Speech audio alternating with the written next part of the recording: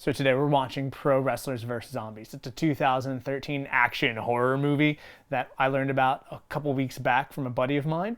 And ever since then, I've been thinking, oh my goodness, Roddy Piper versus zombies. Oh my goodness, oh my goodness. The idea of him and Hacksaw and Shane Douglas just going wild and Kurt Angle, it just blows my mind. I can't imagine the type of kills this movie's gonna have. I've been a fan of zombie movies and wrestling ever since I was a kid, and the idea of mixing those two together caught my attention. Then you add Roddy Piper versus zombies. I'm excited. We're gonna talk about some of the kills and some of the action and the story, and let's do it.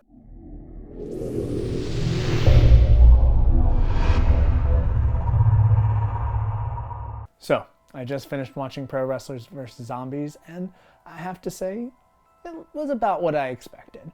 I had fun. I don't know if I would have had as much fun if I wasn't a wrestling fan beforehand, but we'll talk about the plot, some of the kills, all of that. So the movie starts off with Shane Douglas, the franchise, seeing his girlfriend cheating on him, and he's getting kind of pissed. And he kills the guy he was wrestling, and that was the guy that was cheating with his girlfriend. The wrestler Billy, the guy that dies, he gets killed by the improper use of a pile driver, which kind of made me think of Undertaker and Kane and how pretty much they're the only guys that are allowed to do a pile driver in WWE these days. The deceased has a brother named Angus, and he swears vengeance upon Shane Douglas and the girlfriend. And it works to an extent.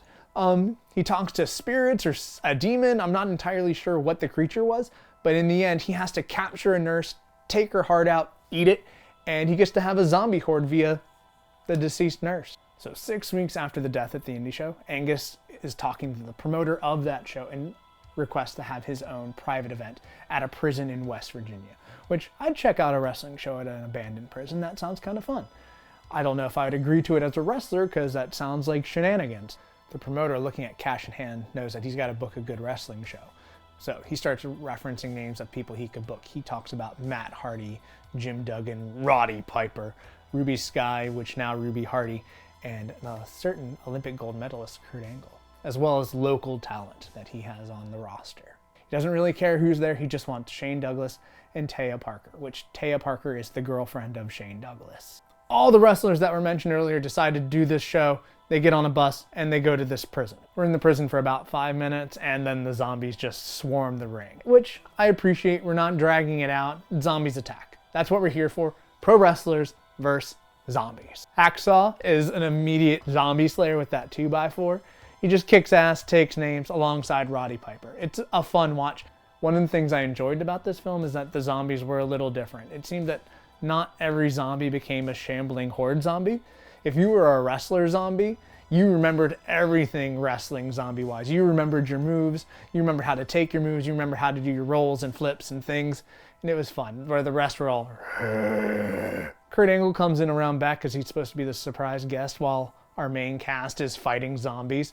And he fights zombies himself. It's pretty much as soon as he walks in, zombies. He kicks butt, rips some legs off with his ankle lock and starts using the legs as weapons, but he's taken in by a horde of zombies in the end, which then leads to the rise of Zombie Angle. So, my favorite kills, favorite fights in this film, it's kind of a tie. I enjoyed the TLC match we see with Matt Hardy versus zombies, using the ladder, hitting people with the baking sheets, climbing up things and doing chain fist elbow drops. Most of the action though happens with either Shane Douglas or Roddy Piper. Roddy Piper I think probably has a little bit more action than Shane Douglas, but it'd be comparable. My favorite scene though is with Roddy Piper in a kitchen. Personally, on a side note, my favorite fight scene in a movie involves Roddy Piper with Keith David in They Live. I just think that is a fun fight to watch. Now, the scene I'm thinking of when it regards to Roddy Piper is this one in the kitchen, where he basically uses everything in the kitchen sink to take out zombies, and including a nearby coconut to just crack over a zombie in the head. And he just bludgeons a zombie with a pot for an excessive amount of time, which, whew, that looked painful. Shane Douglas as a character was kind of all over the place at times. I feel like the film wanted you to be sympathetic towards him, and other times they really didn't want you to like him because of things that he's done or how he acts towards other wrestlers and people. Shane Douglas has this hard heel turn, and basically is responsible for not one, but 2 wrestlers dying via zombie. I won't say who they were because I want you to be surprised if you choose to watch this movie. So the ending's interesting. I'm not sure I like it, but I don't hate it either. Usually evil doesn't win, but in this case, evil does. Angus kills Shane. It's over. His revenge is completed. However, Angus loses. Roddy Piper defeats him, defeats the zombies. So good guys win. It's a little both. But I do like that we pan out. Roddy Piper is victorious. He has the American flag in the background. He gets the girl. Go home, leave happy. Final thoughts. I enjoyed this movie. I came into it just looking for pro wrestlers versus zombies. And I feel like I got that from the director and the crew and the actors. I think my favorite line in the film was done by Shane Douglas. It's "Jobbers die, not main eventers." Gave me a chuckle. The highlight of this movie for me was Roddy Piper. I enjoyed watching him. He was a delight. Same with Jim Duggan. There was some good chemistry with them and with the other wrestlers. I think it was fun that all these wrestlers got to play themselves, or an amped up version of themselves. And I think that probably helped with the plot of this film, where the wrestlers knew their characters already and just could run wild as they saw fit. If you like wrestling, or you liked wrestling as a kid, I think you would enjoy this movie. I'd watch it again with maybe some of my wrestling friends, maybe as part of our pre-show for a pay-per-view. I will say that if you were not a wrestling fan, I'm not sure if this movie's going to be for you. The audio in this movie was a continuous problem. You had parts where the audio dropped out.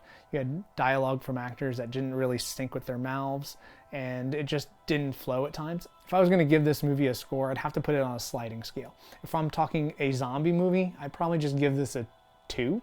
It worked, it was okay, and it hit the notes that it needed to do. If I was going to say a wrestling movie though, I'm going to give it a 4. I enjoyed seeing Roddy Piper and Matt Hardy and everybody doing their thing. They played their characters, they embellished their characters, and it was just a fun time from that perspective. If you're interested in watching this movie too, there's plenty of ways to find it. It's on streaming services. You got it on Prime, YouTube, and Troma Now. Cool thing about it being on Troma Now, there is a director's commentary available as well.